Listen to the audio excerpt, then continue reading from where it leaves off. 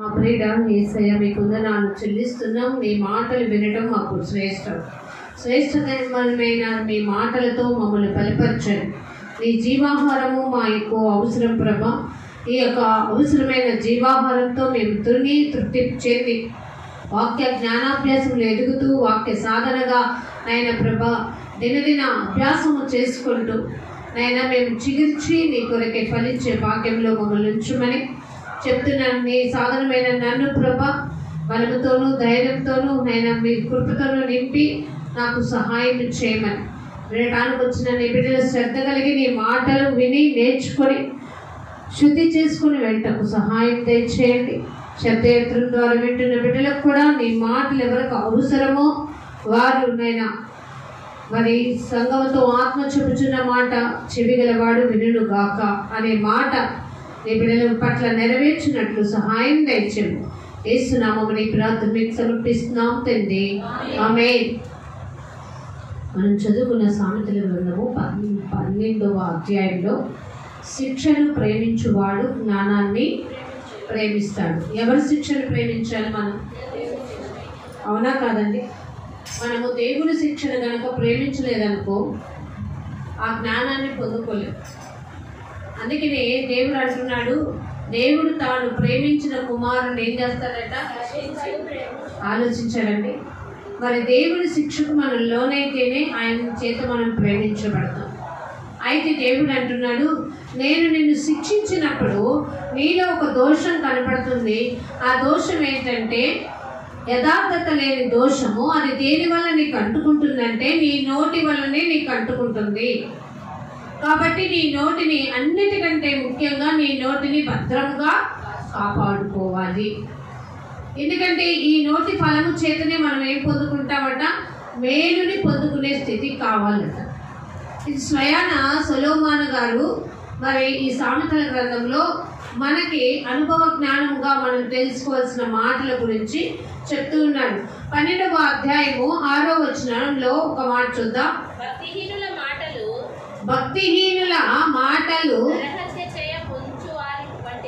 నరహత్య చేయ పొంచువారి వంటివి. భక్తిహీనుల వంటి నోరు నుంచి వచ్చే మాటలు ఎప్పుడు ఏం మాట్లాడతారట?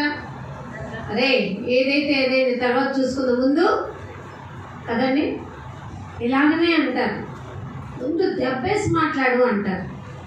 అది భక్తిహీనులతో కూడిన మాట. కానీ యథార్థవంతుల నోరు ఏమంటుందట? వారిని విడిపించడానికే ప్రయత్నం చేస్తుంది.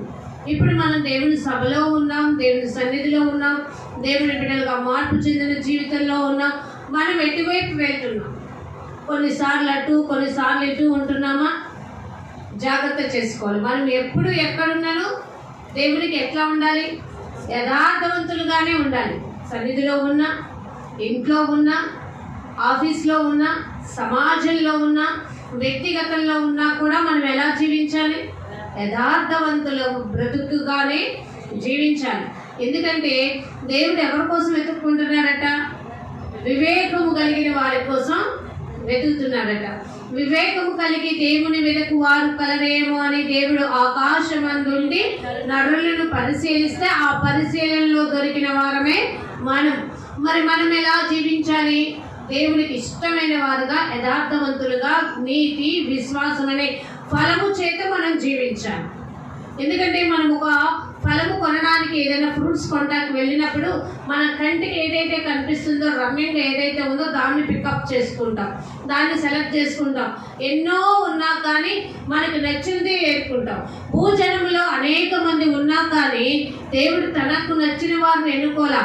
తన మాట విని తన దగ్గరికి వచ్చిన వారిని చేర్చుకుంటానన్నాడు.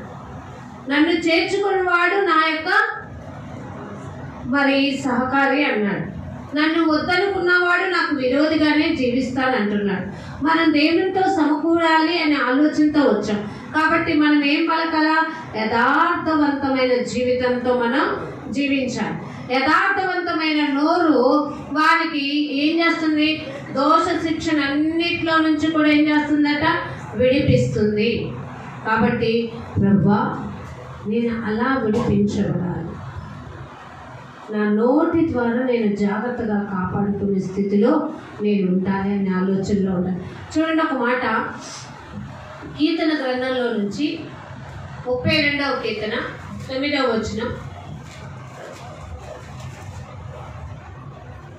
బుద్ధి జ్ఞానము లేని గుర్రము వలెనైనను, మరొకసారి చదవండి. బుద్ధి జ్ఞానములు లేని గుర్రము వలెనైనను, కంచర గాడిద వలెనైనను మీరు ఉండకూడదు. బుద్ధి ఎలా ఉండాలట? జ్ఞానము లేని గుర్రము వలెనైనను కంచర గాడిద వలెనైనను మీరు ఉండకూడి. మీ బుద్ధి ఎలా ఉండాలి? బుద్ధి లేని, మనమే అంటాం కదా, గొర్రెలు పశువులను చూస్తాం, ఇవి ఎన్నిసార్లు చెప్తుంది వినపట్లేదా, నీకు బుద్ధి లేదా అంట. ఒక్కోసారి మనుషులు కూడా ఏమంటాం, వినపట్లేదా, బుద్ధి లేదా, నీకు ఏమి ఆనదా అని అంటాం. కానీ దేవుడు ఏమంటున్నాడు? యోబు గ్రంథం 35వ అధ్యాయంలో ఏమన్నాడు? భూజంతువుల కంటే ఎక్కువ బుద్ధిని నేర్పుతూ ఆకాశ పక్షుల కంటే ఎక్కువ జ్ఞానాన్ని నేను మీకు కలుగు చేశానంటున్నాడు. కానీ పక్షుల కంటే ఎక్కువ, జంతువుల కంటే ఎక్కువ బుద్ధిని మనకి ఇచ్చినప్పుడు ఇక్కడ మాట్లాడుతున్న మాట, బుద్ధి జ్ఞానము లేని గుర్రాలలాగా కంచర గాడిదల్లాగా మీరు ఉండకండి. అవి నీ దగ్గరకు తేబడినట్లు వాటి నోరు వారుతోనూ కళ్ళెముతోనూ, అర్థమైందండి? అవి నీ దగ్గరికి రావాలి అంటే వాటి నోరుని దేంతో బిగించాలట? మన నోటిని దేంతో బిగించుకోవాలి? మనం వాక్యముతో బిగించుకోవాలి. దేవుని యందు భయభక్తులు కలిగి జీవించాలి. ఎందుకంటే దేవుడు అన్నాడు కదా, ప్రతి మనిషి పలికే ప్రతి ఒక్క మాట నుంచి కూడా తీర్పు దినమున మనం ఏం చేయాలట? లెక్క అప్పచెప్పుకునే స్థితిలో ఉండాలి. ఆలోచించాలి, జాగ్రత్తగా యోచన చేసుకోవాలి. ప్రభా, నేను ఎట్టి స్థితిలో ఉన్నానయ్యా, నేను ఎలా ఉంటున్నాను, నా నోరు యథార్థతను పలికే నోరుగా ఉందా లేదా? నిజంగా యథార్థవంతుల నోరు వారిని విడిపిస్తుందంటే మనకి ఎస్తేరు గ్రంథంలో 4వ అధ్యాయంలో చూసుకుందాం. చూడండి, ఎస్తేరు గ్రంథం 4వ అధ్యాయం 7 నుంచి 14 వచనాల్లో, మొర్దెకై తనకు సంభవించినదంతయు యూదులను నాశనము చేయుటకు గాను హామాను వారిని బట్టి రాజు ఖజానాకు తూచి చెప్పిన సొమ్ము మొత్తము. జాగ్రత్తగా వినండి. అక్కడ హామాను మొర్దెకై ఎస్తేరు. ఆ మొర్దెకై యథార్థవంతుడు, కానీ హామాను అతన్ని ఏం చేశాడట? అన్యాయస్తుడుగా చేశాడు. తన నోటి చేత అతనికి ఏం చేయించాలనుకున్నాడు? భక్తిహీనుల నోరుగా ఉండి నోటికి కళ్ళెం పెట్టుకోలేని స్థితిలో ఉన్నాడట. ఎవరు? హామాను. కానీ దేవుడు ఆ యొక్క మొర్దెకై యొక్క నోరు ఎలా ఉందట? యథార్థమైన నోరు పలికింది. ఆ మొర్దెకై పలికిన యథార్థమైన నోటిని బట్టి ఎస్తేరుకి ఇన్ఫర్మేషన్ తెలిసినప్పుడు వెంటనే ఏం జరిగిందంటే అక్కడ ఆలోచించారండి. ఎవరు విడిపింపబడ్డారు? యథార్థవంతుడైన మొర్దెకై విడిపింపబడ్డాడు. భక్తిహీనుడుగా ఉండి నోటికి కళ్ళెము పెట్టుకొనగా బుద్ధి లేని జీవితంలో ఉండి హామాను దురాశపరుడైనప్పుడు అతడు ఏం చేయబడ్డాడు? గురి తీయింపబడిన స్థితికి వెళ్ళాడు. ఆలోచించారా? మరి యథార్థవంతుల నోరు దేవుడు విడిపిస్తాడే. నా నోరు ఎప్పుడైనా యథార్థంగానే జీవించాలి. కళ్ళపోలు మాటలు నేను పలకకూడదు. వ్యర్థమైన ఎందుకంటే దేవుడు అన్నాడు కదా, అబద్ధం నాకు అసహ్యము. నీ నోటి నుంచి వచ్చే ప్రతి ఒక్క మాట వ్యర్థంగా ఉంటే అది నాకు అసహ్యము అన్నాడు. దేవుడికి అసహ్యమైన దాన్ని చేస్తూ మనం వెర్రివారిగా ఉండకూడదు. భక్తిహీనులుగా జీవించడం ఆయనకి ఇష్టం లేదు. అలాగే యథార్థవంతులుగా ఉన్న వారిలో విడిపింపబడిన వారు ఇంకొకరిని చూపిస్తాను. చూడండి, అపోస్తుల కార్యం 23వ అధ్యాయం.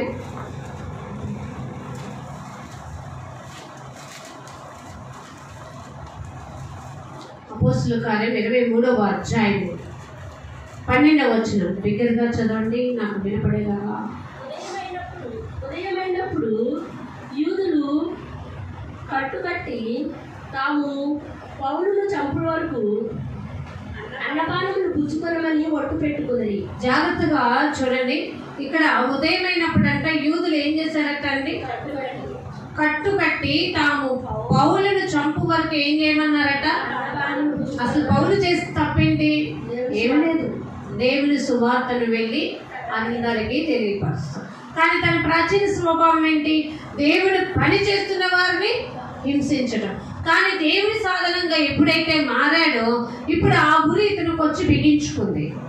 కానీ అందరూ కట్టుకట్టి అతన్ని చంపాలి అని ప్రయత్నం చేసినప్పుడు అక్కడ 13వ వచనంలో అంటాడు, అక్కడ ఎంతమంది ఉన్నారంటే అతన్ని చంపడానికి, ఈ కుట్రలో చేరిన వారు 40 మంది కంటే ఎక్కువ. ఆలోచించారండి, ఎంతమంది? ఒక మనిషిని చంపడానికి ఎక్కువ. ఇక్కడ పౌలుని చంపడానికి ఎంతమంది ఉన్నారట? ఆలోచించారు. కానీ ఇతని యథార్థత ఇక్కడ ఇతన్ని కాపాడిందా లేదా అంటే వారు చూడండి, వారు ప్రధాన యాజకుల ఎద్దకును పెద్దల ఎద్దకును వచ్చి మేము పౌలును చంపు వరకు ఏమీ తినము అని చెప్పి గట్టిగా ఒట్టు పెట్టుకొని, ఎంతటి మూర్ఖులు చూసారా? పౌలును చంపే వరకు కూడా మేమేమీ తినము అన్నారు అని పెట్టుకుని ఉన్నప్పుడు 15 అంటారు, కాబట్టి మీరు మహాసభతో కలిసి అతని గూర్చి మరి పూర్తిగా విచారించి తెలుసుకొని పోవునట్టు అతన్ని మేము నీ యొద్దకు తీసుకొని రమ్మని సహస్రాధిపతితో మనవి చేయండి. అంటే అతని దగ్గరకు రాకమునిపే మేము అతన్ని చంపడానికి సిద్ధపడి ఉన్నామని. ఇలా కుట్ర ఎలా ఉందో తెలుసా అండి? అయ్యా, ఇతడు న్యాయం కోసం మీ దగ్గరికి తీసుకొస్తారు కదా, సహస్రాధిపతి దగ్గరికి.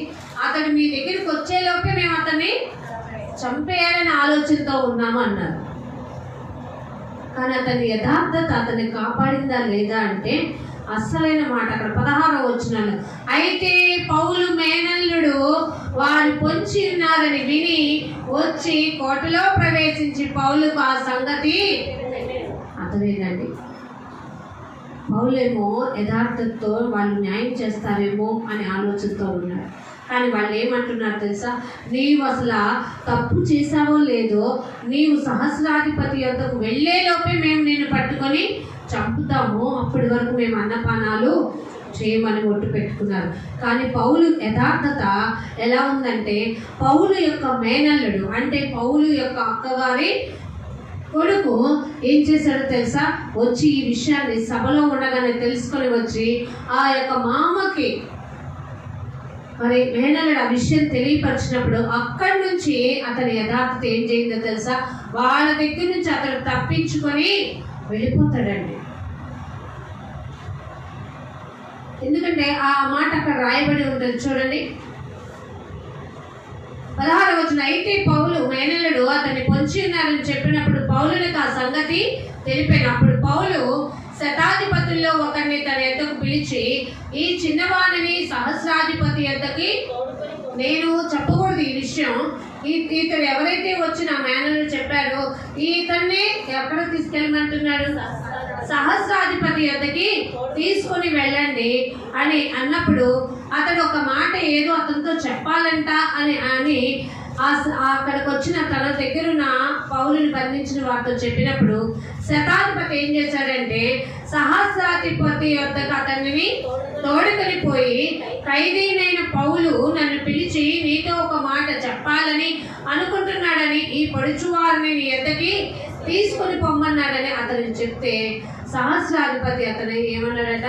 చెయ్యి పట్టుకొని అవతలకు తీసుకొని పోయి, నీవు నాతో ఏమన్నా మనవి చేసుకోవాలి అనుకుంటే, ఏమన్నా చెప్పాలనుకుంటే ఏదో ఇప్పుడే చెప్పుము అని ఉన్నదేమని అతన్ని ఒంటరిగా అడిగాడట. అందుకు అతడు 20వ వచనం చదువుదామా? నీవు పౌలుని గురించి సంపూర్తిగా విచారించబోవునట్లు, నీవు సంపూర్తిగా వివరంగా విచారించబోవునట్లు అతనిని రేపు మహాసభ యొద్దకు తీసుకుని రావాలని నిన్ను వేడుకొనుటకు యూదులు కట్టుకట్టి ఉన్నారు. నువ్వు విచారించడానికి రేపొద్దున నీ దగ్గరికి మహాసభ యొద్దకి తీసుకుని రావాలని యూదులందరూ కట్టుకొని ఉన్నారు. వారి మాటకు నీవు సమ్మతింపవద్దు. ఎవరు చెప్తున్నారండి మాట? పౌలు మేనల్లుడు అక్కడ శతాధిపతి దగ్గర నుంచి సహస్రాధిపతి దగ్గరికి వెళ్ళి, ఇదిగో ఆలోచించారా? వాళ్ళ మాట నీవు నమ్మమాక. వాళ్ళు తమ నోటికి కళ్యము లేక భక్తిహీనతలో ఉండి వాళ్ళు తమ తప్పుడు ఆలోచనతో పౌలుని చంపచూస్తున్నారు. కాబట్టి నువ్వు అతనిని ఏమాత్రము సమ్మతింపవద్దు. వారిలో 40 మంది కంటే ఎక్కువ మనుషులు అతని వరకు పొంచి ఉన్నారు. వారు అతనిని చంపు వరకు అన్నపానములు పుచ్చుకొనమని ఒట్టు పెట్టుకొని ఉన్నారు. ఇప్పుడు నీ యొద్ద మాట తీసుకొనవలనని కనిపెట్టుకొని సిద్ధముగా ఉన్నారని చెప్పాను. ఈ మాట అంతా చెప్తున్నాడు. ఏదైతే సిచ్యువేషన్ జరిగింది విన్నాడో అది పౌలుకు చెప్పాడు. అక్కడి నుంచి వచ్చి శతాధిపతికి చెప్తున్నాడు. శతాధిపతి దగ్గర నుంచి సహస్రాధిపతికి విషయం తెలిసి అంటున్నాడు, నీవు వారి మాటలకి సమ్మతింపవద్దు అన్నప్పుడు సహస్రాధిపతి అక్కడ అంటాడు కదా, సహస్రాధిపతి నీవు ఈ సంగతి నాకు తెలుసుకొని ఎవరితోనూ చెప్పవద్దని ఏమంటున్నాడు తెలుసా? ఈ సంగతి నాకు చెప్పావని ఎవరితో కూడా నువ్వు చెప్పవద్దు. వాళ్ళ కుట్రేంటో నేను కూడా చూడాలి. ఇప్పుడు మనకి హామాను చేసే కుట్ర రాజుకు తెలిసిందా? తెలీదా? ఎందుకంటే మొర్దుకైకి చంపడానికి కావాలని కుట్ర చేస్తున్నాడన్న విషయం హామానికి తెలుసు. హామానే ఉరికి మొర్దుకైకి పెడుతున్నాడని ఎస్తేరుకి తెలిసింది, కానీ రాజుకి తెలీదా.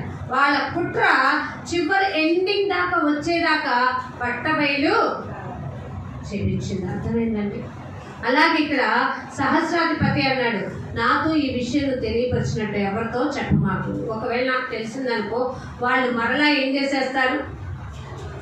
తప్పుడు ఆలోచన, వాళ్ళ ప్లాన్ మార్చుకోవచ్చు. కాబట్టి అలా చెప్పొద్దు అన్నప్పుడు ఆ పడుచువాడు ఏం చేశాడట? పంపివేశాడు. తరువాత అతడు శతాధిపతుల్లో ఇద్దరిని తన యొద్దకు పిలిచి కైసరు వరకు వెళ్ళుటకు 200 మందిని సైనికులను, 70 మంది గుర్రపు రౌతులను, 200 మంది ఈటెల వారిని రాత్రి 9 గంటల వరకు సిద్ధపరిచి పౌలును ఎక్కించి అధిపతి అయిన రాత్రి పూట 9 గంటలకి వీళ్ళందరినీ పెద్ద బెటాలియన్ ఇచ్చి పౌలునంటే ఒక సెక్యూరిటీలో అక్కడి నుంచి తప్పించేశాడని. ఎలా యథార్థవంతులు ఎలా విడిపించబడతారో చూస్తారండి. ఆ యథార్థవంతమైన జీవితంలో ఉంటే దేవుడు తన బిడ్డల ద్వారా ఏ విధంగానైనా కూడా విడిపించి సంరక్షించగలిగిన ఆలోచించాలి. అంటే ఇదంతా ఈ కుట్రంతా ఇలా జరుగుతుందని చెప్పడానికి సహకరించిన వ్యక్తికి ఆ యొక్క తప్పుడు జరగకుండా ఆపాలని నేర్పింది ఎవరు? ఆలోచించిన తల్లిదండ్రులే కదా. తన తల్లి తనకు బోధన చేయకుండా ఉంటే ఆమెకి కుమారుడికి వచ్చేది కాదు. తన మేమమ్మ ఆ మామ దగ్గర తను అంత దైవభక్తిలో యథార్థతను నేర్చుకోకపోతే ఈ రోజు యథార్థవంతుడైన మా మామకి ఇలా ఇబ్బంది పడుతుంది, మేము వెళ్ళి కాపాడాలనే విషయం అల్లుడైనా అతనికి తెలిసేది కాదు. ఆలోచించారంటే అసలు చిన్నవాడు ఒక శతాధిపతి దగ్గరికి సహస్రాధిపతికి వెళ్ళడానికి సమ్మతించడానికి దేవుడే ఆ యొక్క కార్యాన్ని సిద్ధపరుస్తాడు. మన యథార్థమైన జీవితం మనల్ని ఎప్పటికైనా కాపాడుతూ ఉంటుంది. కాబట్టి మనం మన యథార్థతను ఎప్పటికైనా ఏం చేసుకుంటూ ఉండాలి. అందుకే అన్నాడు మరి యోబును ఏమన్నాడు? తన ఫ్రెండ్ ఎలీఫస్ ఏమన్నాడు? ఇంకను నీవు నీ యథార్థతని ఆలోచించవండి. కానీ యోబు ఇంకో చోట చెప్తాడు కదా, నా విమోచకుడు సజీవుడనియు ఆయన తప్పకుండా నేను నా కన్నులారా నేను దేవుణ్ణి చూస్తాననే నమ్మకం నాకుంది. కాబట్టి నా చర్మము నా శరీరం చీకిపోయినను సరే నా విమోచకుడి కోసం నేను కనిపెట్టుకునే ఉంటా, నా యథార్థతను నేను వదలను. అదండి నమ్మకం. ఆలోచించారా? మన యథార్థత మనల్ని కాపాడుతుంది. ఆ కాపాడుకునే స్థితి వచ్చే వరకు మనము కష్టాలను అనుభవించాలి, శ్రమలను అనుభవించాలి. కొన్నిటిని అనుభవించిన తర్వాత ఆ వచ్చే మేలైన జీవితంలో మనం ఏం పొందుకుంటాం తెలుసా? తృప్తి అనేది పొందుకుంటాం. ఆలోచించారా? అందుకే అన్నారు దేవుడు, ఒకడి నోటి ఫలము చేత అతనికి ఏం కలుగుతుంది? మేలు కలుగుతుంది. ఆ మేలు పొందుకున్నావా? ఒక దొంగ అని పట్టుకున్న పౌల్ని తిరిగి అతనికి ఒక పెద్ద సెక్యూరిటీని ఇచ్చి వాళ్ళ నుంచి తప్పించడానికి మరి దేవుడు ఎలా అతన్ని తప్పించాడు? ఎందుకంటే పౌలు చెప్పాడు కదా, ఇతడు నేను ఏర్పరచుకునేనా సాధనమై ఉన్నాడని చెప్పాడు కదా. ఆ సాధనాన్ని దేవుడు ఎలా కాపాడతాడు? తన బిడ్డల నుంచే కాపాడుకుంటాడు. ఆలోచించండి, జాగ్రత్తగా ఉండండి. ఎప్పుడు కూడా మనం మన యథార్థతను వదిలిపెట్టాలి. మన నీతి, సద్భక్తి, మన యథార్థతను చూపించే క్రియల రూపంలో ఉండాలి. పనిష్మెంట్ పడుతున్నామా? పడాలి. ఆ పనిష్మెంట్ని అనుభవించాలి. మనము నేర్చుకున్న బైబిల్ గ్రంథంలో అనేకులైన అబ్రహాం అయినా, మోషే అయినా, యోబు అయినా, ఎలీషా అయినా, మరి ఎంతమంది అయినా కానీ చూసుకున్నా కానీ వాళ్ళందరూ కూడా ఏం చేశారు? శ్రమలు అనుభవించారు, శ్రమలలో అతిశయం చెందారు. కానీ ఆ శ్రమలలో తమ యొక్క యథార్థతను వాళ్ళు వదిలిపెట్టలేదు. నీతి కలిగే జీవించారు. ఆ నీతే, ఆ యథార్థతే వారిని ఏం చేసింది? కాపాడుకుంది. జాగ్రత్త పడండి. అయ్యో ఇది కఠినమైన ఇబ్బందికరమైన పరిస్థితి కదా, ఇప్పుడు నేను యథార్థత చూపిస్తే నీతి న్యాయంగా వెళ్తే ఎట్లా కుదురుతుంది అనుకుంటే అనదు. ఈ రోజుల్లో ఏ పని జరగాలన్నా ఏమంటున్నారంటే న్యాయంగా వెళ్తే పని జరగట్లా అంటున్నారు. కానీ వెళ్ళు, నువ్వు ఒక్కడమైనా న్యాయంగా వెళ్ళు. నీవు చేసే యథార్థత నీ కోసం కాదు, పైనున్న నిన్ను నీ భక్తిని చూడాలనుకున్న దేవుని కోసం నీ యథార్థతను కాపాడు. కాబట్టి అతను మనకు చెప్పిన ప్రకారంగా ఇంకా మనం చూసుకుంటే దావీదు గురించి కూడా చూసుకుంటే 2 సమూయేలు గ్రంథంలో ఉంటుంది. ఎవరెవరు తమ యథార్థతను కాపాడుకున్నారు అనేది. ఎట్టి పరిస్థితుల్లో కూడా మనం యథార్థతని వదిలిపెట్టుకోకూడదు. మన నోటి ఫలం చేత మనము తృప్తి పొందే స్థితిలో ఉంటామా లేదా అంటే ఒక మాట చూద్దాం. చూడండి, సామెతల గ్రంథం 11వ అధ్యాయము 14వ వచనంలో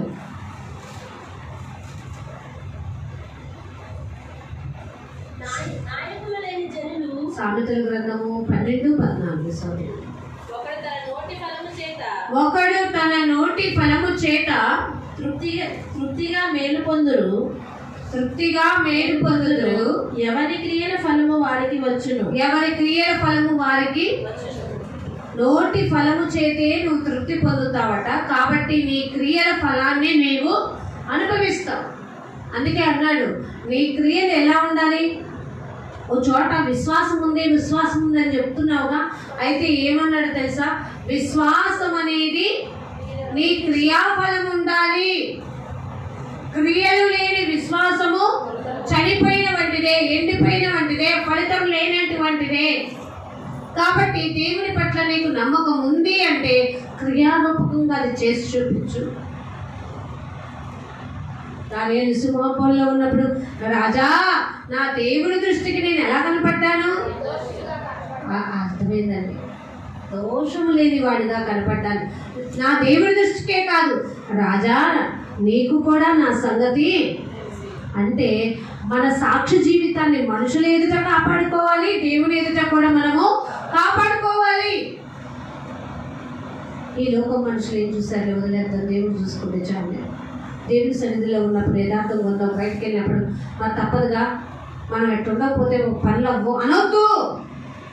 ఎక్కడున్నానో నువ్వు క్రైస్తవ బిడ్డగానే జీవించు. నీ భాగ్యం ఎంత గొప్పదో నీకు తెలియదు. 100 మంది అనీతిమంతులు ఉన్నా, నువ్వు ఒక్కడివే నీతిమంతుడు కావాలి. ఆ ఒక్క నీతిమంతుడే దేవుడికి కావాలి. ఆ ఒక్క యథార్థవంతుడే దేవుడికి కావాలి. ఆ ఒక్క నోటి ఫలము చేత తృప్తి చెందిన వాడే దేవుడికి కావాలి. అందరూ అటెళ్తుంటే నేను ఇదేంటి అనుకోమాక. 100 మంది 1000 మంది వెళ్తారు తప్పుడు మార్గాన, కానీ నువ్వు ఒక్కడమైనా నీతి మార్గాన్ని వెళ్తాను నేర్చుకో. ఆలోచించు జాగ్రత్తగా. ప్రభా, నేను నా నోటి ఫలం చేత నేను తృప్తి పొందాను. అదే నోటి ఫలం చేత నేను నీ దగ్గర నుంచి ఆశీర్వాదాన్ని పొందుకోవాలి. కీర్తన గ్రంథము కీర్తన 63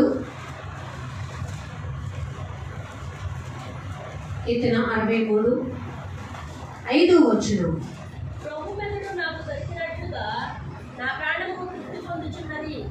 ఇక్కడ దావీదు గారు అంటారు, తన నోటి చేత తన ఫలాన్ని ఎలా అనుకుంటాడు చూడండి. రొమ్ము మెడలు నాకు దొరికినట్లుగా నా ప్రాణం ఏమవుతుందట, తృప్తి పొందుచున్నది. నేను అందుకే నా పెదవులను దేనికి వాడుతున్నాను తెలుసా? ఉత్సహించు పెదవులతో నా నోరు అదండి ఫలం పొందుకోవాలంటే మన నోరు ఆయన్ని స్తుతించడానికి, మన నోరు దేవుని గురించిన మాటలు చెప్పడానికి, మన నోరు ఇతరుల్ని దేవుని వైపు తిప్పడానికే ఉపయోగపడాలి. అంతేకాని మన నోరు అబద్ధాలు మాట్లాడటానికి, ఎదుటివాడిని దూషించడానికి, లేనిపోని వదరపోటు మాటలు, దుర్నీతికరమైన మాటలు, సమస్త దూషణతో కూడిన మాటలు మాట్లాడటానికి మనం నోరుని వాడకూడదు.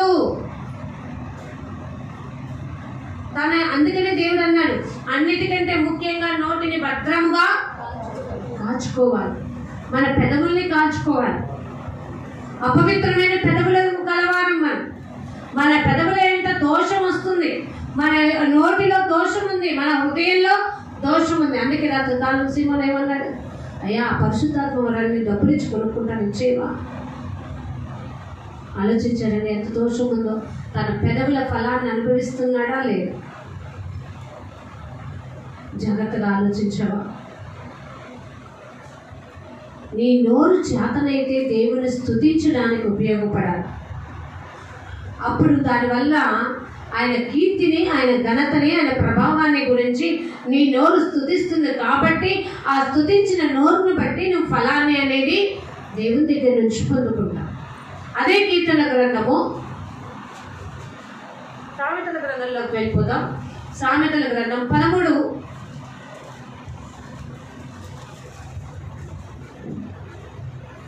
వచనంలో, నోటి ఫలము చేత మనుషుడు వేలు అనుభవించును. మనుషుడు ఏం పొందుకుంటాడట అండి? వేలు అనుభవించు. ఆలోచించారా? నేను మాట్లాడే నోటి నుంచి వచ్చే ప్రతి మాట చేత నేను మేలు పొందుకునే స్థితిలో ఉండాలి. ఒకడు మాట్లాడే మాటను బట్టే అతడి క్యారెక్టర్ ఎలాంటిది, అసలు అతని ఆలోచన ఎలాంటిది, అతడు మాట్లాడే దాన్ని బట్టే అతనికి ఘనత అనేది వస్తుంది. గౌరవం అనేది పెరిగేది నువ్వు మాట్లాడే మాటను బట్టి వస్తుంది.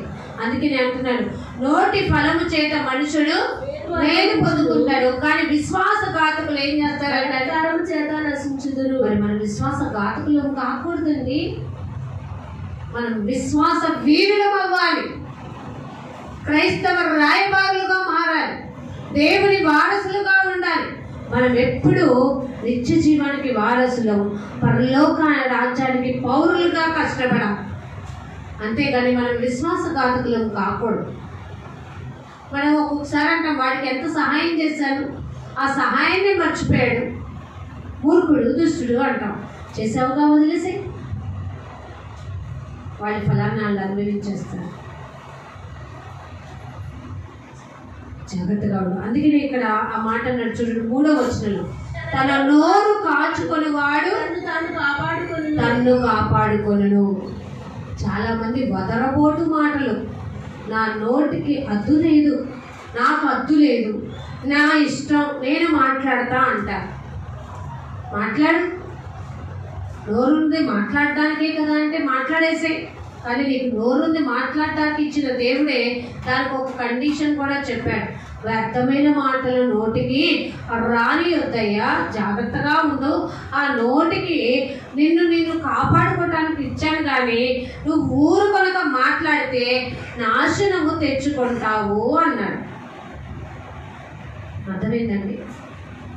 మనం ఊరు కొనుక మాట్లాడకూడదు, జాగ్రత్తగా మాట్లాడాలి. అందుకని ఒక ఎగ్జాంపుల్ చెప్తున్నాడు యాకోబు గారు మనకి, యాకోబు రాసిన పత్రిక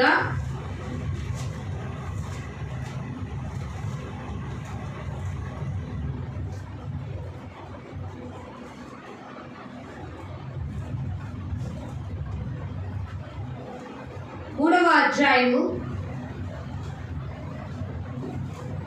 3వ వచనంలో, గుర్రములు మనకి లోబడటానికై నోటికి కళ్ళము పెట్టి వాటి శరీరం అంతయు త్రిప్పుదుము కదా. గుర్రాలు మనకి లోబడాలంటే మనం ఏం చేస్తామండి? నోటికి ఏం పెడతాం? కళ్ళెం పెడతాం. పెట్టి ఏం చేస్తామంట? వాటి శరీరం అంతయు కూడా ఏం చేస్తామంట, త్రిప్పుదాము. అంటే ఒక పశువులు పెంచే వాళ్ళకి తెలుస్తుంది, లేదా గుర్రాలు ఉన్న వాళ్ళకి తెలుస్తుంది. అది ఏ వ్యర్థమైనది తినకుండా దాని ఆ యొక్క శరీరాన్ని పాడు చేసుకోకుండా ముందుగా ఆ నోటికి ఏం పెడతారట, కళ్ళెం పెడతాం. ఎందుకంటే నీవు వ్యర్థమైన దాన్ని తీసుకుంటే నీ నోటి ద్వారా తీసుకునేదే నిన్ను అనారోగ్యానికి గురి చేస్తుంది. అందుకే నేను మీకు చెప్పాను కదా, మనం విశ్వాసానికి స్వస్థులుగా ఉండాలి కానీ అస్వస్థులుగా ఉండకూడదు. ఆరోగ్యము గలవారిగానే ఉండాలి. అనారోగ్యం గలవారిగా మన యొక్క విశ్వాసం ఉంటే మనము యథార్థవంతులము కాదు. అంతే. ఇక్కడ మనకి నోటికి కళ్ళెం పెట్టుకోవాలని చెప్తూ పశువులకు చేస్తున్నాం. అంతేకాదు ఇంకొక మాట చెప్తాడు, ఓడలను కూడా చూడుడి, అది ఎంతో గొప్పదై పెనుగాలికి కొట్టుకొని పోకుండాను ఓడ నడుపు వారి ఉద్దేశం చొప్పున మిక్కిలి చిన్నదకు చుక్కాని చేతి ఏం చేస్తుందట. అర్థమైందండి? ఓడ నడిపేవాడు కూడా తనకు ఒక చుక్కాని పెట్టుకుంటాడు. ఎటు పడితే అటు పోకూడదు. దాని దిక్కెటుందో అది ఎక్కడ ల్యాండ్ అవ్వాలో అక్కడికే వెళ్ళాలి. మనం ఎక్కడ ల్యాండ్ అవ్వాలి ఆలోచించడం. ఆ దేశాన్ని మనం గుర్తుపెట్టుకోవాలి. ఆ దేశాన్ని గుర్తుపెట్టుకుని అక్కడికి మనం తిరిగి చేరాలంటే భూమి మీద ఉండగానే మనకి మలినం అనేది మన నోటి ద్వారా మరి అంటించుకోకుండానట్లు, విశ్వాసఘాతకులు కాకుండానట్లు, అపవిత్రులు కాకుండానట్లు మన నోటిని మనం జాగ్రత్తగా కాచుకునేలాగా మన నోటికి కళ్ళెం అనేది పెట్టుకోవాలట. అందుకే నేను ఇంకా అన్నాడు చూడండి అక్కడ, అలాగుననే 5వ వచనంలో నాలుగు కూడా చిన్న అవయవమే బహుగా అదిరిపడును. ఏం మాట్లాడతారో తెలియదు. కొంతమంది అధికారంతో మాట్లాడుతారు, కొంతమంది వయసును బట్టి మాట్లాడేస్తారు. నాకు అధికారం లేదా, నాకు హక్కు లేదా అని మాట్లాడడం కాదు. నేను మాట్లాడే మాటలు ఒక్క మాటను బట్టైనా నాకు విలువ పెరగాలి. వ్యర్థమైన మాట నా నోటి వెంట నేను రానికూడదు. చూచుచున్న దేవునికి సమస్తము ఎరుకనే. ఎందుకంటే నా నోటి ఫలము చేతే నేను ఏం పొందుకోవాలనుకుంటా, మేలు పొందుకునే స్థితిలోకి వెళ్తా. కాబట్టి ఆలోచిద్దామా, అయ్యా నా నోటు వదలబోతులాగా ఉందా? అందుకనే రోమిలకు రాసిన పత్రిక 10వ అధ్యాయంలో వాక్యం ఎక్కడ ఉండాలని చెప్పాడు చూడండి, 8-9 వచనాల్లో. రోమిలకు రాసిన పత్రిక 10వ అధ్యాయం అనగా అదేమని చెప్పుచున్నది, వాక్యము నీ యొద్దను నీ నోట నుండి నీ హృదయములోను, వాక్యము నీ నోటను నీ హృదయములోను నీ యొద్దను ఉండాలి. వాక్యము నీ నోటను ఉందనుకో, నీవు ఎప్పుడు ఏం మాట్లాడినా అదే రూపకంగా మాట్లాడు. వ్యర్థమైనవి రాకుండా నోటిని భద్రపరుచుకుంటాం. మనం మనుషులమై పశువులను తిట్టుకుంటాం. ఎందుకని? మన నోరు తిన్నది లేకపోతే మనం పశువులమే. మన నోటి ఫలము చేతే మనం అనుభవిస్తాం. అందుకనే అన్నాడు, మనుషుడా నువ్వేది ఇత్తుకుంటావో ఆ పంట నువ్వే కోసుకుంటావు. నీ నోటి తోట మంచిని విత్తుకున్నావు అనుకో, నీవు కూడా మంచినే ఎన్నుకుంటావు. నీ నోటి చేత చెడు అనేది విత్తుకున్నావు అనుకో, చెడునే విత్తుకు. జాగ్రత్తగా ఉండు. నీ నోటి ఫలము చేతనే నీవు మంచి చెడులు అనేవి దేవుడు నీ ఎదుట పెట్టినా కూడా నీ నోటన వాక్యం ఉంచుకో. నీ నోటన వాక్యం ఉన్నప్పుడు వ్యర్థమైన మాటలు రానిక. అప్పుడు నువ్వేం చేస్తావు తెలుసా? ఆ వాక్యపరమైన మాటలను బట్టే నువ్వు ఎదుటి వారిని ప్రశ్నించవచ్చు. నీకు మంచి నేర్పుతుంది, బుద్ధి నేర్పుతుంది. మీరు భలే మాట్లాడతారంటే, మీ మాటలు కొంచెం మాకు ఆలోచించే విధంగా ఉన్నాయి, మమ్మల్ని మేము పరిశీలన చేసుకునే విధంగా ఉన్నాయి అని చెప్పగలగాలి ఎదుటి వ్యక్తి. అలా మాట్లాడగలగాలి. అంతేగాని మీరేంటండి బాబు ఇలా మాట్లాడుతున్నారు, మీరు మా బోటి వారైతీరా అనుకునేలాగా ఉండొద్దు. అప్పుడు మనం విశ్వాసఘాతుకులం అయిపోతాం, విశ్వాసులం అవుతాం. ఎందుకంటే అంటున్నాడు కదా, మీరు మీ నోటి ఫలము చేతనే మిమ్మల్ని తృప్తి పొందే స్థితిలోకి వెళ్తారు. ఫలము అనేది ఒకటి ఉంది. ఎవరి క్రియలను బట్టి వారికి దేవుడు ఏం చేస్తాడట? ఫలము దాచించుతాడుగా. మరి అది పొందుకోవాలంటే సరైన స్థితిలో ఉండాలిగా. చూడండి ఒక మాట, ఎబ్రీయులకు రాసిన పత్రికలో 11వ అధ్యాయంలో మోషే గారు తన నోటితో చెప్పిన మాట వల్ల ఫలాన్ని పొందుకోగలిగాడు. 26వ వచనం, విశ్వాసమును బట్టి ఐగుప్తు ధనము కంటే క్రీస్తు విషయమైన నింద గొప్ప భాగ్యమని ఎంచుకొని. అర్థమైందండి? ఆ మోషే గారు తన నోటి చేత ఏం ఒప్పుకున్నాడు? నాకు ఈ ఐశ్వర్యము కంటే క్రీస్తు విషయమైన, అందుకని అన్నాడు కదా దేవుడు, నా నిమిత్తం జనులు మిమ్మల్ని హింసించి నిందించి అబద్ధముగా మీ మీద చెడ్డ మాటలల్లా పలుకున్నప్పుడు మీరు ధన్యులు. అంటే క్రీస్తు కొరకు మనం ఏం చేయాలి? శ్రమను అనుభవించాలి, ప్రయాసపడాలి. నీతిలో యథార్థతలో నువ్వు ఉంటున్నప్పుడు నీవు అన్యాయస్తుడు అని నీ మీద అవమానంగా అసహ్యంగా మాట్లాడినప్పుడు నువ్వేం దిగులు చెందమాక. నా నీతి నా యథార్థత ఎవరికి తెలుసు? నేను నమ్ముకున్న దేవుడు చూడాలి. కానీ ఎవరో ఒకరికి తెలుస్తుంది. 10 మంది ఏదైతే చూపుతారు, నీ ఇంటి వారే అవ్వచ్చు, నిన్ను నమ్మిన వారే, నీ రక్త సంబంధులే, నీ చుట్టాలే, నీవు అలాంటి దానివా అనొచ్చు, నీవు అలాంటి వాడివాని ఏదైతే చూపించవచ్చు. కానీ నీ నీతి యథార్థతనే నువ్వు కాపాడుకుంటూ ఉండు. దాని చేతనే నిన్ను దేవుడు ఘనత కలిగిన స్థితికి తీసుకెళ్తాడు. దేవుడు స్తోత్రం చెప్తామా? ఆలోచించండి. అందుకే దేవుడు అంటున్నాడు, మనుషుడా ఏది ఉత్తమమో అది నేను నీకు ఆలోచించారండి. సరైనది ఏంటో నేను మీకు ముందుగానే చెప్పాను. కానీ మీరేమనుకుంటున్నారు? ఒకరి ఎదుట సరైన మార్గము కలదు అని మీరనుకున్నదే సరనుకొని, మీరనుకున్నదే కరెక్ట్ అనుకొని చేస్తూ మీరు చివరికి ఏం తెచ్చుకుంటున్నారో తెలుసా? మరణాన్ని కొని తెచ్చుకుంటున్నారు. ఎందుకంటే మనం బుద్ధిహీనులాగా సొంత నిర్ణయాలు తీసుకుంటాం. దేవుని దగ్గర ఏది విచారించు. పాపపు నోరు పాపపు బ్రతుకుతో మనం ఉండి విశ్వాసఘాతుకులం అవ్వద్దు. నీ నోటిలో ఎప్పుడు దేవుని మాట ఉండాలి. మంచి అనేది విత్తుకో, నువ్వు మంచిని కోసుకుంటావు. దేవుడు విడిచిపెట్టమన్నాయి, దేవుడు చంపేయమన్న వాటిని చంపేసుకోవాలి, ఆ భూ సంబంధమైన వాటిని. ఎందుకంటే నా నోటి ద్వారా నా శరీరం అంతయు కూడా మలినం అనిపించుకోవడానికి, అది దానివల్ల నాకు క్రీస్తు కలిగించే ఆ రాజ్యంలో నేను చేరను. కోపంతో అనేసాలే, ఏదో మనవడు పని అనేసాలే అనద్దు. నీవు నీ పద్ధతిని కాపాడుకో, నీ పవిత్రతను కాపాడుకో. నువ్వు మాట్లాడే ప్రతి ఒక్క మాట, చేసే ప్రతిక్రియ కూడా విశ్వాసపరమైనదిగా ఉండాలి. ఇతను ఎవరో దేవుని బిడ్డలాగా ఉన్నాడే, ఇతనిలో ఇంత మంచితనం ఎక్కడి నుంచి వచ్చింది? భలే అన్నాడు కదండి. ఎవరిని? అల్లుడైనా అతన్ని మరి మామగారు పొగిడారు. ఎవరళ్ళు? అతనేనా? దావీదు సౌలు గారు. ఏమన్నాడు తెలుసా సౌలు? దావీదు, నీకు ఎంత మంచి బుద్ధి ఎలా వచ్చింది?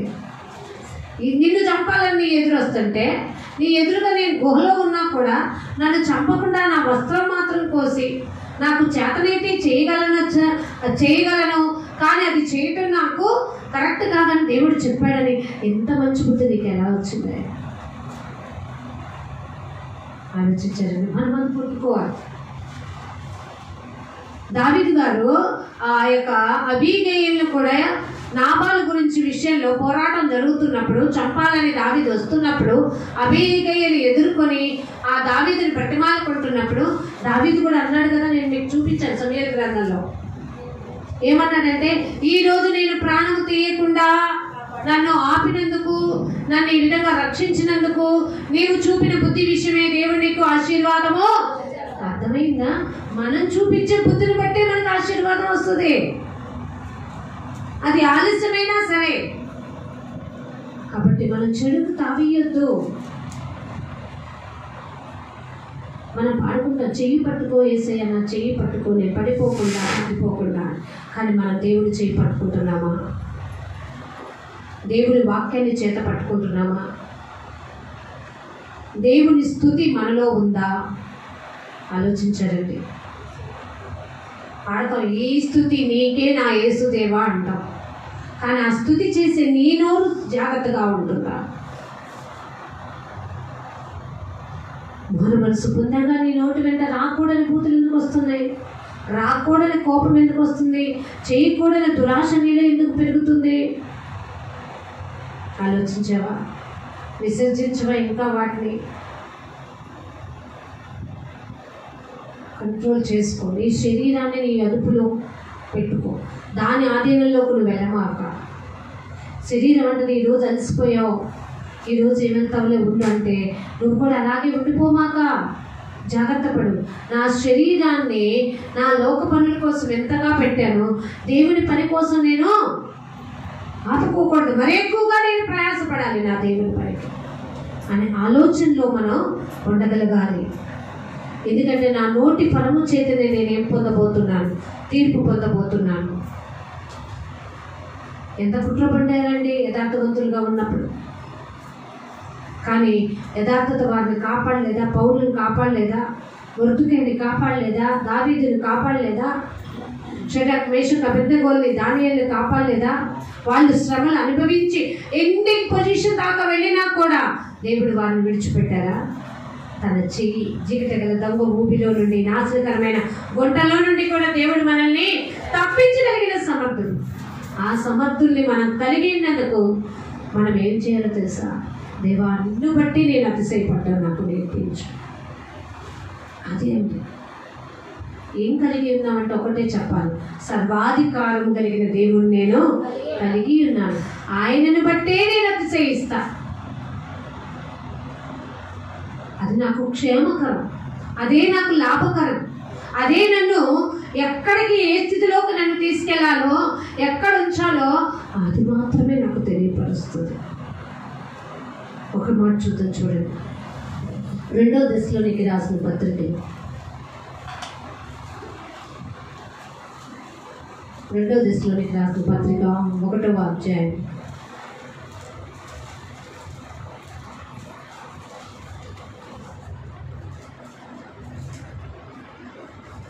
1వ అధ్యాయం 6వ వచనం 7వ వచనం చదువు. తీర్పునకు స్పష్టమైన సూచన ఉన్నది.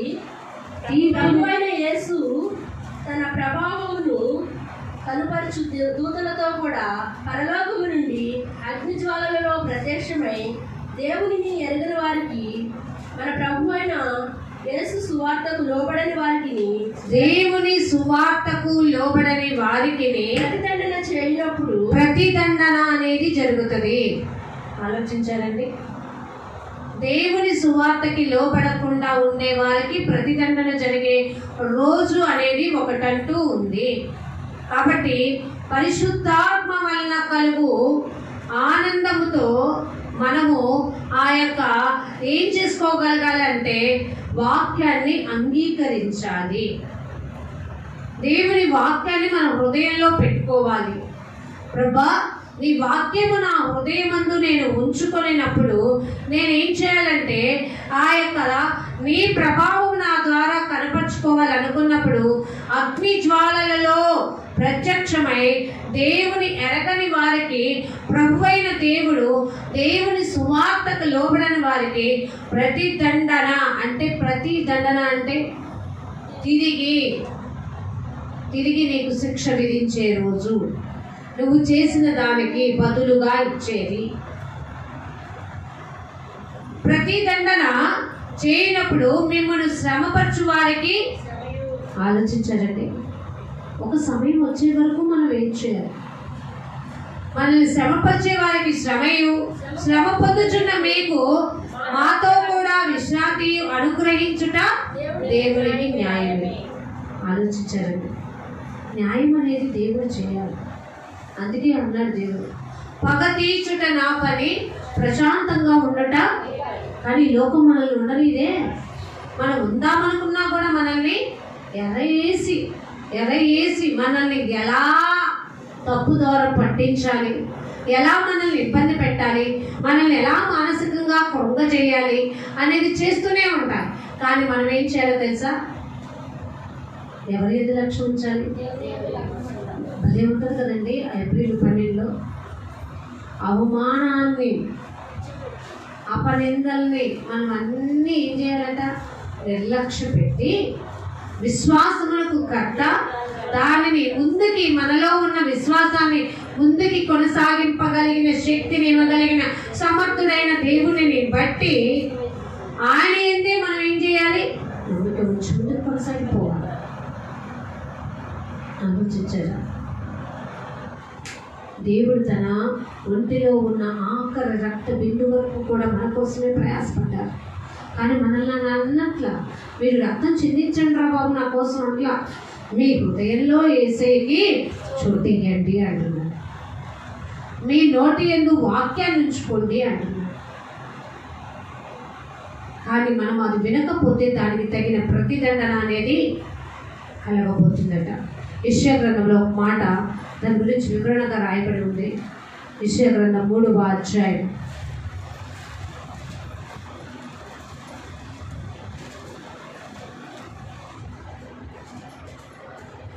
యెషయా గ్రంథం 3వ అధ్యాయం 10వ వచనం. మీకు మేలు కలుగునని నీతిమంతులతో చెప్పుము, వారు తమ క్రియల ఫలము అనుభవింతురు. అర్థమైందండి? మనం ఎవరితో చెప్పాలి? మేలు కలగాలని నీతిమంతులతో చెప్పండి.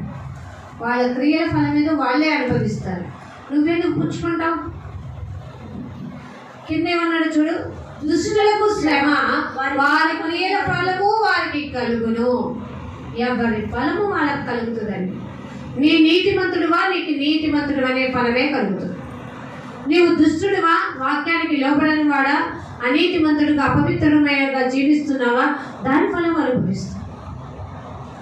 మనము అనీతిమంతులుగా ఉండటానికి విశ్వాసఘాతకులం కాదుగా, ఉండకూడదుగా, భక్తిహీనం కాదుగా, అపవిత్రమైన జీవితం కాదుగా మన బ్రతుకు. దేవుడిని ఎదిగిన వారు, దేవుడి చేత మరి విశేషముగా ఆయన చేత ఎరగబడిన వారమైన మనము ఆయనకి కావలసిన వారు నీతిమంతులుగా, యథార్థవంతులుగా మన భక్తి, మన ప్రవర్తనని చూపించాలి. అపవాది మనల్ని ఎంత రెచ్చగొడతాడో తెలుసా? మనలో ఉన్న మనకి మామూలుగానే కోపం ముక్కు మీద, ఇంకా అలాంటప్పుడు అపవాది మనల్ని ఎంతగా రెచ్చగొడతాడు? మనలో ఉన్న సహనాన్ని ఏం చేస్తాడు? ఎండింగ్ దాకా లాగేస్తాడు. కానీ మనం ఏం చేయాలో తెలుసా? మన నరాల్లో వాక్యాన్ని ఉంచుకోవాలంట. మన నోట వాక్యాన్ని ఉంచుకోవాలి, హృదయంలో వాక్యం ఉంచుకోవాలి. ఓకే, దేవుడే చూసుకుంటాడు. దేవుడికి అప్పు చెప్పేసి, నా నోటికి నేను కళ్ళెం పెట్టుకోలేదంటే నా శరీరం అంతా కల్మషం అంటుకుంటుంది. కల్మషం అంటుకున్న దాన్ని కడుక్కోవడానికి ఎక్కడికి రావాలి? నేను దేవుని సన్నిధానానికి రావాలి. వస్తే ఏం జరుగుతుంది? వాక్యం అనే మొదట స్నానముతో నేను ఏం చేయబడతాను? కల్మషాన్ని కడిగి వేసుకుంటాను, శుద్ధ హృదయం కలిగి ఉంటాను. ప్రోక్షింపబడిన హృదయం గలవారమే మనము మేలుని అనుభవించడానికి నీతిమంతులుగా, యథార్థవంతులుగా మనల్ని మనము దేవుడికి అప్పచెప్పుకోవాలి. అంతేకాని నీతిమంతులమైన మనము అనీతిమంతులతో జోడి ఉండదు. అవిశ్వాసులుగా ఉన్న వారితో విశ్వాసులమైన మనము వారు చేసే దానికి టైఅప్ అవ్వద్దు. ఎందుకంటే వారికి చెప్తున్నావుగా నీ క్రియాఫలం నువ్వు అనుభవిస్తావని, మరి నీ క్రియాఫలం కూడా నువ్వే అనుభవిస్తావు కదా. ఒకే నోటితో శాపవచనం మాట్లాడద్దు, ఆశీర్వచనం మాట్లాడద్దు. దానివల్ల కూడా నువ్వు ఫలాన్ని అనుభవిస్తావు. నువ్వు నీతిమంతుడు అయితే ఎదుటివాడికి మేలు కలుగునని చెప్పు, ఆ విత్తనం కూడా నీకే వస్తుంది. ఎదుటివాడిని చూసి దుష్టుడా అంటే దేవుడు ఏమంటాడు తెలుసా? వాడిని దుష్టుడా అంటున్నావు, నువ్వేమన్నా మంచివాడివా? నీవు అట్టే స్థితిలో ఉన్నావు కదా, నీ నోటిని కంట్రోల్ చేసుకోకపోతే నువ్వు మంచివాడు ఎలా అవుతావు అంటాడు. కాబట్టి అన్నిటికంటే ముఖ్యంగా మన నోటిని భద్రంగా కాపాడుకుందాం. మన నోటి ఫలము చేతనే మనము కీడైనా మేలైనా అనుభవిస్తాం. మేలును అనుభవించాలి అనుకుంటే మనము క్రీస్తు బిడ్డలం, లేదు కీడు అనుభవించామంటే విశ్వాసఘాతకులం. మనుషుడా ఏది ఉత్తమమో దేవుడు మనకి తెలియపరుస్తున్నాడు. జాగ్రత్త కలిగి ఆయన యొక్క బిడ్డలుగా, ఆయన యొక్క సాక్షులుగా ఇందులో జీవిద్దాం. అని మూసుకొని ప్రార్థన చేసుకుందాం. ప్రేమానమ్మకము కలిగిన మా ప్రియమైన పరలోకపు తండ్రి, యేసయ్య మీకు వందనాలు చెల్లిస్తుంది. ఒకడు తన నోటి ఫలము చేత తనలో ఉన్న యథార్థతను బట్టి నేను తృప్తి చెందుతాడు, మేలును అనుభవిస్తాడు అని చెప్తుందని మాటలు నేర్చుకున్నాం. ఎస్తేరు యొక్క యథార్థతని, మొర్దెకై యొక్క యథార్థతని, పౌలు యొక్క యథార్థతని మాకు తెలియపరిచారు. పౌలుని కాపాడటానికి పౌలు అక్క తన కొడుకుకి మరి ఏ విధంగా యథార్థతను నేర్పిండు, దుర్మార్గతను ఆపడానికి చిన్న వయసులోనే పౌలు మేనలుడు ఎంతలా సహాయపడ్డాడు. శతాధిపతులతో సహస్రాధిపతులతో మాట్లాడి తనకు వచ్చే ఆపదను ఎలా ఆపాడో తెలియపరుస్తున్నారు. అలాగే ఎస్తేరుని ఏర్పాటు చేసి మొర్దెకైకి హాని జరగకుండా ఎలా తన యథార్థతని కాపాడడానికి నైనా మీరు ఉంచారో తెలియపరిచారు. దానియేలును నైనా తన యథార్థతను కాపాడుకోవడానికి ఏ విధంగా ఉన్నాడో తెలియపరిచారు. మేము మా నోటి చేత యథార్థతను కాపాడుకోక అవిశ్వాసులతో జోడి కలిపి అపవిత్రమైన బ్రతుకుని కలుపుతూ తిరిగి సన్నిధిలోకి వచ్చి చేసేసాం తప్పు అని క్షమించమని అడిగేవారిగా ఉన్నామా, లేదా కఠినమైన ఇబ్బందికరమైన పరిస్థితుల్లో కూడా మా యథార్థతని వదలక నీతితోనూ సద్భక్తితోనూ నడుచుకోవచ్చు సాత్వికమైన జీవితంలో మేము నాటబడిన వారుగా ఉన్నామా లేదు పరీక్షించుకోమని, నీవు చేసిన క్రియలను బట్టే నువ్వు ఫలము అనుభవిస్తావు అని, అది మేలైనను సరే కీడైనను సరే తప్పకుండా అనుభవించే స్థితిలోనే ఉంటావని మాకు తెలియపరచు. కాబట్టి నేను నీ బిడ్డలమైన మేము మేలైనది యోచించుకొని మా నోటికి కళ్ళెము పెట్టుకొని మా శరీరానికి మాలిన్యం అంటించుకోకుండా ప్రోక్షింపబడిన హృదయాలతోనైనా వాక్యమనే ఉదక స్నానంతో నిర్మలమైన మనస్సాక్షిని కలిగి జీవిస్తూ యథాప్రభ నీతిమంతుడుగా మేము జీవించడానికి ఆయన మాలో ఫలించని ప్రతి తీగను నేను మీరే తీసి పారవేస్తారు. ఎల్లప్పుడూ మా ప్రతి మొర మీ ఎదుట పెట్టి ప్రతి మాలకు మమ్మల్ని వేలెత్తి చూపే ప్రతి ఒక్కరికి కూడా ఒకానొక దినమున దేవుడే సమాధానం చెప్తాడు అన్నాడు. నిన్ను శ్రమ పెట్టిన వారికి శ్రమ, నిన్ను ప్రేమించిన వారికి ప్రేమ తగ్గుతుంది.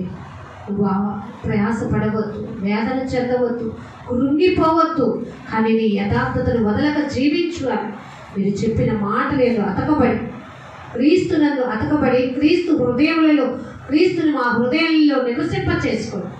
నీ సాక్షుల గెలలో నీ రాయబారులుగా మేము జీవించినట్లు సహాయం తెచ్చు. మన వాక్యం బిడ్డల యొక్క హృదయాలు నీరు కట్టి ఫలింపచేయము. యేసు నామమున ఈ ప్రార్థన మీకు సమర్పిస్తున్నాం తండ్రి, ఆమేన్. అందరికీ కూడా వందనాలు. దేవుడు మిమ్మల్ని దీవించుగాక. మంచిది.